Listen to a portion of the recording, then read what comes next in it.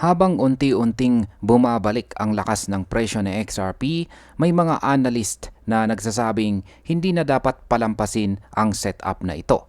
Ayon po kay Ginoong Davey Satoshi, isa po siyang kilalang analyst, nasa harap na raw sa XRP ng isang textbook Elliott wave structure na pwede pong magdala sa kanya papunta sa explosive rally.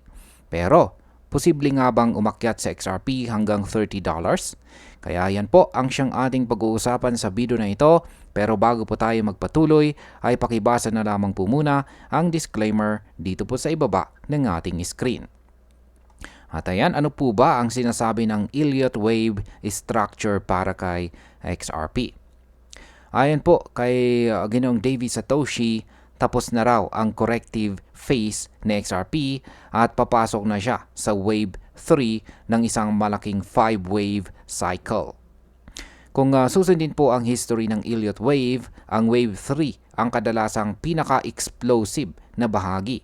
Ibig pong sabihin, kung totoo ito, malaki ang posibilidad na makikita tayo ng mabilis at matinding pag-akyat ng presyo. Kung mangyari po ito, maaari itong magdala ng bagong bullish sentiment sa market na makakaapekto sa iba pang mga altcoins. Ngayon ay ano po ba ang papel ng Rail Acquisition at saka RLUSD stablecoin?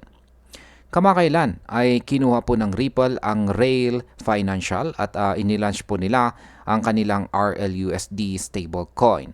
Ang Rail ay nagpuproseso na ng halos 10% ng lahat ng stablecoin transactions sa market. Ngayon, kung idadaan po ang mga daloy na ito sa XRP ledger, madaragdagan ng malaki ang utility at volume ng XRP. Ang epekto po nito sa presyo ay napakalakas dahil mas mataas na demand ang pwedeng pumasok.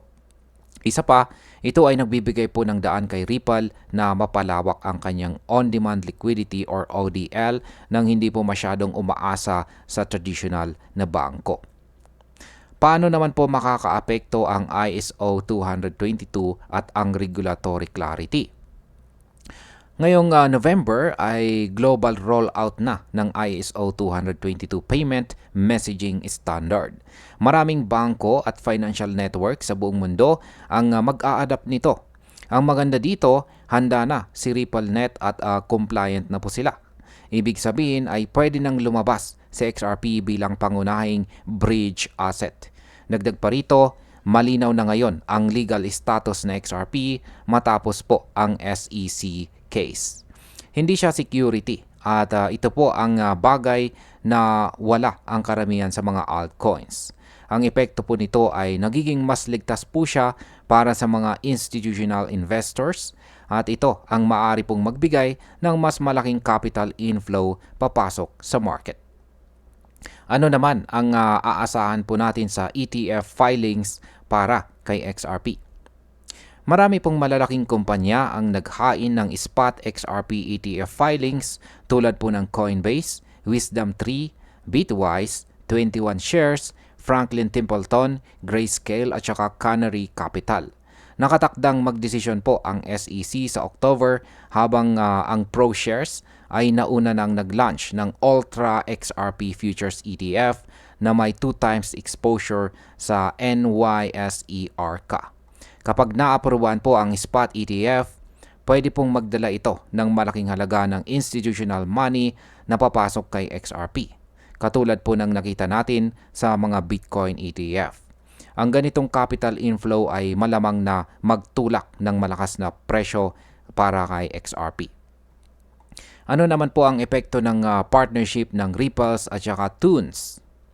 Yan, may partnership din po ang Ripple sa Tunes, isang kumpanya na gumagana sa higit 100 countries. Sumusuporta na rin sa higit 80 currencies at kumokonekta sa higit 3 billion digital wallets.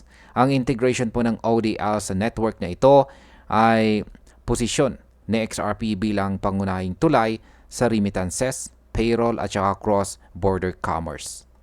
Kapag dumami po ang actual use cases, lalong tataas po ang demand. Ito ay pwede pong maglagay ng matibay na suporta sa long-term rally ng presyo. Ngayon, paano po ba naiiba ang rally ng XRP ngayon kumpara dati? Sabi po ni Ginoong Davis Satoshi, ang posibleng rally ngayon ng XRP ay hindi lamang po nakabase sa hype kundi sa tunay na utility. Sa pagpasok po ng stablecoin flows, mas malawak na institutional corridors at global payment adoption, mas sustainable po ang growth potential. Ibig pong sabihin, hindi lang ito mabilis na pump kundi posibleng long-term na paglakas.